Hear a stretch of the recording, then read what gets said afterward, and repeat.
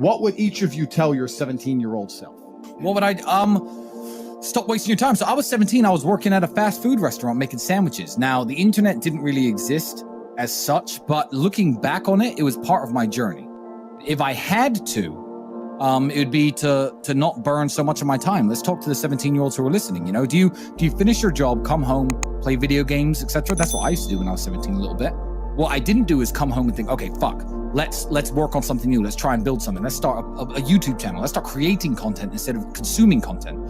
I'd tell myself to be a little bit more proactive with my free time and not fuck around so much.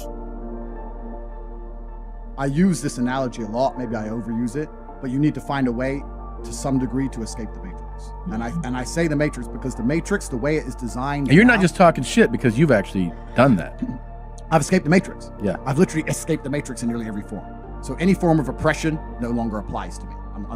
I can't be canceled. No, I can say what I want. My finances are secure. I've escaped the Matrix. And when I talk about the Matrix, it primarily applies to men because men are the backbone of the slave force. We always have been and always will be. And unfortunately now, if you're a law-abiding man inside the Matrix, your future and the life that is laid out for you is nothing but depressing. You're going to work. No one's going to appreciate it. Now you're old and your life's over. That is the Matrix for 99% of men. And you need to find a way to escape it. And I guess I was kind of fortunate from a young age. I always knew that the Matrix was coming and that the system is designed to oppress. The people who make the rules do not make the rules for the benefit of us. They make the rules for the benefit of the people who make the rules. And I knew that. And I think every person intrinsically knows that. Like if it's 4 a.m. and you're sitting in a gas station and a Lambo pulls up, you're probably thinking drug dealer or criminal. You're not thinking, oh, he definitely went to school. The system is absolutely broken. It's designed to oppress. And that the majority of people who stick to the rules are going to lose. Have you got any advice for 21-year-olds who, I guess, seem pretty lost and they don't really know which direction to go in? What would you offer to those guys in terms of advice? Oh, I've got loads of pieces of advice. Loads. If you don't know what to do, don't go to university. Yeah. That's the first thing. If you know what you want to do and you need a university degree to do it, then obviously pursue that. If you don't know what you want to do, going to university is going to burn 3 or 4 years of your time and likely get you into a bunch of debt and a bunch of trouble that you don't need. 2, don't waste. Yeah, don't waste time. Yeah, don't waste time on frivolous pursuits. So you're burning your hours. Don't chase women too much. Don't chase having fun too much. Don't chase clout too much. Don't try to be seen in cool places that you can't actually afford to be in. You know, Dubai is actually a very interesting example of this. I'm going to go off on a bit of a tangent here, but that's all good advice.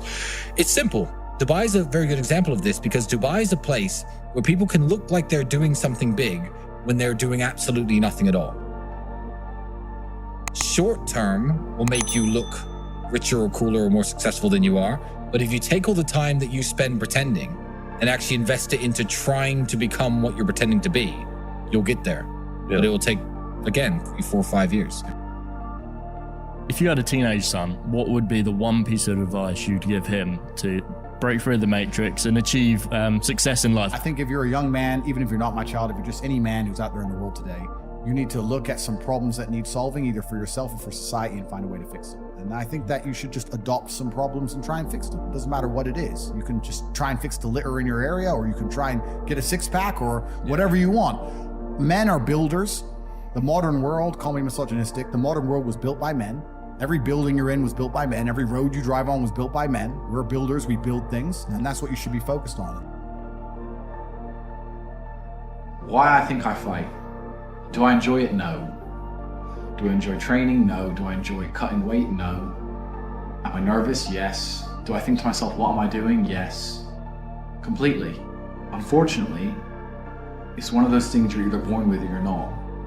And the only way I can explain it to try and make it make any sense is that if I'm not doing something which is either extremely difficult or extremely stressful, I'm in a perpetual state of crippling boredom. I think the only thing that could stop me fighting is if I had enough money to constantly entertain myself. Unless I'm a billionaire, I need something that keeps me focused and keeps me occupied in life. With fighting, I have to train twice a day and I have to train hard. The stress it brings in every aspect can replace fun, and my mind is occupied. It occupies me. It's the only way I can try and explain it. It occupies me, and I could never stop doing this even if I lost 100 fights, because I'm not built to live a normal existence. I can't do it.